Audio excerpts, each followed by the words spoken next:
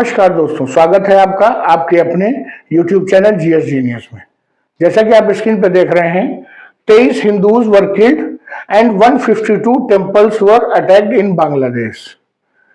5 अगस्त 2024 से जब से बांग्लादेश में शेख हसीना की सरकार गई है, तब से ऑफिशियल डाटा जो है वो यही है। 23 हिंदुओं की जो है वहां पर हत्या की गई है और 152 मंदिरों में तोड़फोड़ की गई है। कुछ मंदिर पूरी तरह से ध्वस्त कर दिए गए हैं, जला दिए गए हैं जो छोटे मंदिर थे, और जो कुछ बड़े मंदिर थे उनमें बहुत अधिक मात्रा में तोड़फोड़ की गई है। जो भी वहां पर शीशे, मूर्तियां और जो इलेक्ट्रॉनिक आइटम्स है, एसी लगे हैं, पंखे लगे हैं, उन सबको निकाल के लोग लेके चले गए हैं। तो चलिए मित्रों, बांग्लादेश की एक खबर है। बहुत दिनों से बांग्लादेश पे कोई वीडियो नहीं आया था और ये एक नई खबर आई है। कैसे इसकी पुष्टि हुई है पूरे डाटा की, आगे हम वीडियो में इसको डिटेल में देखेंगे। लेकिन वीडियो में शुरू करने से पहले हमारी आपसे रिक्वेस्ट है कि हमारे चैनल को सब्सक्राइब कर लीजिए, क्योंकि इसमें आपके इंटरेस्ट की, आपके आसपास की, देश दुनिया की बहुत सी खबरें जो है मैं छोटे छोटे वीडियो के माध्यम से आप तक पहुंचाता रहता हूं। तो अगर आप हमारे वीडियो पे नए हैं तो आप हमारे चैनल को सब्सक्राइब कर दीजिए, और अगर आपने पहले से सब्सक्राइब कर रखा है तो आपको वीडियो पसंद आए तो लाइक करिएगा, 2 शब्द कमेंट्स में लिखिएगा। तो चलिए मित्रों, देखते हैं। ये है मोहम्मद यूनुस। इनको आप कई बार हमारे वीडियोस में देख चुके होंगे। ये जितना आपको हंसते हुए दिख रहे हैं, ये इतने भोले हैं नहीं, बहुत ही शातिर व्यक्ति है। और एक शांत देश जो कि उन्नति की ओर बढ़ रहा था, और पूरे एशिया में अगर भारत के बाद कोई और देश अच्छे से उन्नति कर रहा था तो बांग्लादेश था। और उस देश को एक व्यक्ति के स्वार्थ ने, उसकी जो लालच है, उसने जो है पूरा तहस नहस कर दिया है। और जितनी भी आज बांग्लादेश में समस्या है वो सब इसी व्यक्ति की देन है। और सबसे बड़े दुर्भाग्य की बात है, ये नोबेल पुरस्कार शांति विजेता है और बांग्लादेश में अशांति के जनक भी हैं। इस समय जो वहां की अंतरिम सरकार है, ये उसके आंतरिक सलाहकार हैं, बल्कि ये कहिए कि यही वहां के सर्वे सर्वा है इस समय सरकार में। ये जो आप देख रहे हैं, ये है शेख हसीना। ये जो शेख हसीना है, जो मोहम्मद यूनुस हैं, उन्होंने अपने स्वार्थ के चलते इन्हीं की जो चुनी हुई सरकार थी उनको जो है अपदस्थ किया। और जब इनके जान के लाले बन गए तो ये बांग्लादेश आर्मी की मदद से भाग करके भारत में इन्होंने शरण लिया है और दिल्ली में किसी सुरक्षित स्थान पर ये इस समय रह रही हैं।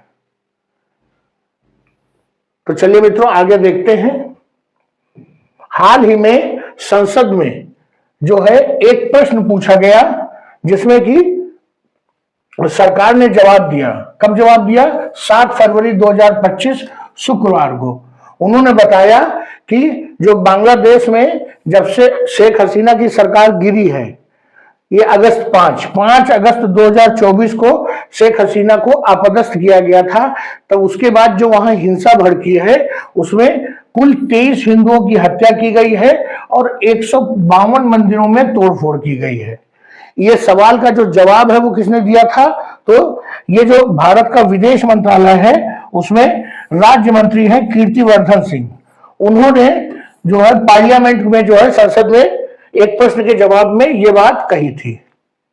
क्योंकि संसद में कही गई है, अगर संसद में कोई झूठी बात कही जाएगी तो वो संसद की अवमानना हो जाएगी। इसलिए संसद में कही गई बात को आप 100% एक्यूरेट मान सकते हैं। उन्होंने ये भी बताया कि जो घटना हुई थी पहले, जो रिकॉर्ड में है 23 हिंदुओं की हत्या हुई, उसके अतिरिक्त पिछले 2 महीनों में, अर्थात 26 नवंबर से लेकर के 25 जनवरी तक 76 नए केसेस जो है वो रिपोर्ट किए गए हैं, जिनमें हिंदुओं पर जानबूझकर डेलिबरेटली हमला किया गया है। अर्थात हिंदुओं पर होने वाले अत्याचार अभी बांग्लादेश में रुके नहीं हैं। 23 लोगों की तब हत्या हुई थी और 76 नए केसेस जो है नए रिकॉर्ड किए गए हैं। गवर्नमेंट ने यह भी बताया कि वहां पर जो भी हिंसा की घटनाएं हो रही हैं, और जो वहां के हिंदुओं के साथ साथ जो वहां बौद्ध लोग हैं, क्रिश्चियन लोग हैं, अर्थात जो भी माइनॉरिटी ग्रुप्स वहां रहते हैं उन सभी को निशाना बनाया गया है, उनकी प्रॉपर्टीज लूटी गई है, उनके घरों को जलाया गया है, उनके दुकानों को लूटा गया है, उनके घर में लड़कियों को, महिलाओं को बेइज्जत किया गया है, उनका अपहरण किया गया है। तो ये सभी जारी है, केवल हिंदुओं के साथ नहीं, वहां पर जो भी अल्पसंख्यक समुदाय है, चाहे वो ईसाई समुदाय हो चाहे बौद्ध समुदाय हो, सभी के साथ जो है वहां पर इस प्रकार की दुर्घटना हुई है। भारत ने इसके पहले भी कई बार बांग्लादेश सरकार के साथ इस मुद्दे को जो है बहुत सीरियसली उठाया है और ये कहा है कि आप अपने वहां जो है माइनॉरिटीज की जो है सुरक्षा आपकी जिम्मेदारी है। लेकिन बांग्लादेश सरकार ने कोई खास उसको ध्यान नहीं दिया, क्योंकि वो जिस प्रकार के मोहम्मद यूनुस ने सरकार जो है बनाई है, anti Sheikh Hasina, anti Awami league, तो उनका ये मानना है कि जो माइनॉरिटीज कम्युनिटी थी बांग्लादेश की वो शेख हसीना के साथ थी और शेख हसीना को तो भाग गई, तो किसी को तो दंड देना है उन्हें। तो उन्होंने जो भी उनकी पार्टी के लोग थे और जो माइनॉरिटीज जो कि शेख हसीना की पार्टी की समर्थक मानी जाती थी, उन सभी को चुन चुन के टारगेट किया है। सरकार ने ये जो है प्रेस में जो है अनाउंस किया है, बांग्लादेश की सरकार ने, कि जो माइनॉरिटीज पे अटैक हुए हैं उसमें टोटल 88 केसेस जो है रजिस्टर किए गए हैं पुलिस के द्वारा और 70 लोगों को गिरफ्तार किया गया है। आप समझ सकते हैं कितना बड़ा मजाक है कि 300 400 लोगों की भीड़ जो है हिंदुओं के घरों पे, उनकी कॉलोनियों पे अटैक करती है, आग लगाती है, महिलाओं का अपहरण करती है, दुकानों को लूटती है और ऐसी कितनी घटनाएं हुई हैं और मात्र 70 लोगों को गिरफ्तार किया गया है। बाकी लोगों का मानना है, पुलिस का कहना है कि ये हिंदुओं पे अटैक नहीं हुआ है, वो राजनीतिक विरोधियों पे हुआ है। अब अगर उसमें हिंदू हैं तो पुलिस उसमें कुछ नहीं कर सकती है। पुलिस ने जो अपनी जांच की है उसका मानना है कि जो ये हिंदुओं की इस बार जो वायलेंस हुआ है उसमें टोटल 1254 इंसिडेंट्स जो है हिंदुओं के खिलाफ हिंसा के जो है घटित हुए हैं, ऐसा पुलिस का स्वयं मानना है। जो बांग्लादेश की अंतरिम सरकार है वो इस समय भारत से उसके अच्छे रिश्ते नहीं है। आप समझ लीजिए, जब से बांग्लादेश का जन्म हुआ है उसके बाद से भारत बांग्लादेश के संबंध हमेशा मधुर रहे हैं, चाहे वहां कोई भी सरकार रही है, क्योंकि भारत ने अमेरिका जैसी महाशक्ति से लड़ करके, जब अमेरिका, ब्रिटेन, इन सभी देशों ने पाकिस्तान का साथ देते हुए भारत पे अटैक करने की जो है पूरी तैयारी कर ली थी, तब उसने इतनी बड़ी शक्तियों से लड़ करके बांग्लादेश को जो है स्वतंत्रता दिलाई थी। इसलिए बांग्लादेश सरकार ने हमेशा भारत को जो है अपना बड़ा भाई समझा और हमेशा उसका सहयोग लिया और उसको सहयोग दिया।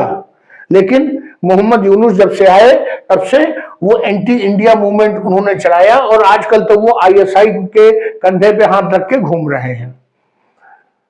इस समय जो सरकार है वहां पर उसके साथ भारत सरकार के कई मुद्दे जो है विवाद में आ गए हैं।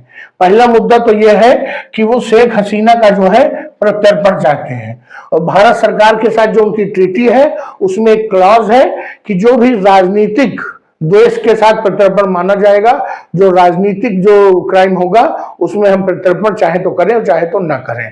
तो अगर वो भारत सरकार मना करती है, जैसा कि मना कर ही रही है, तो शेख हसीना को तो वो नहीं पाएंगे।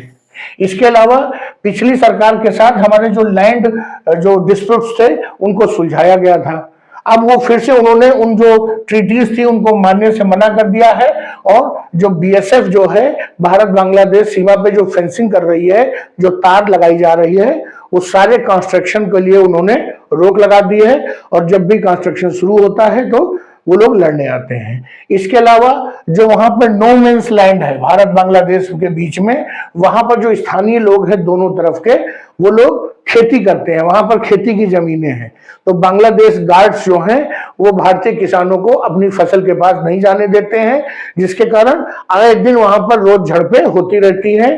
कभी किसानों की, बांग्लादेश के किसान और भारत के किसान आपस में लड़ते हैं, कभी कभी बांग्लादेश की जो गार्ड्स हैं और बीएसएफ है वो लड़ते हैं, तो वहां पर एक सीमा विवाद बना हुआ है। इसके अलावा जो वहां पे जो हिंदू कम्युनिटी है, माइनॉरिटीज हैं, बौद्ध हैं, जब उनको लगता है कि उनके जीवन को खतरा है तो वो स्थायी और अस्थायी दोनों तरीके से भारत की सीमा में घुसने का प्रयास करते हैं, जिसको बांग्लादेश रोक नहीं रहा है।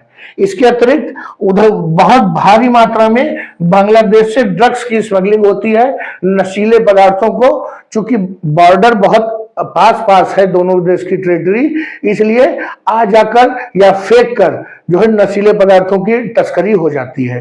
तो ये सारे विवाद इस समय भारत और बांग्लादेश के बीच में उबल रहे हैं, और उनमें एक विवाद पहले से है कि वो वहां पर हिंदुओं की हत्या हो रही है और मंदिरों को तोड़ा जा रहा है। ये विवाद तो पहले से चल ही रहा है।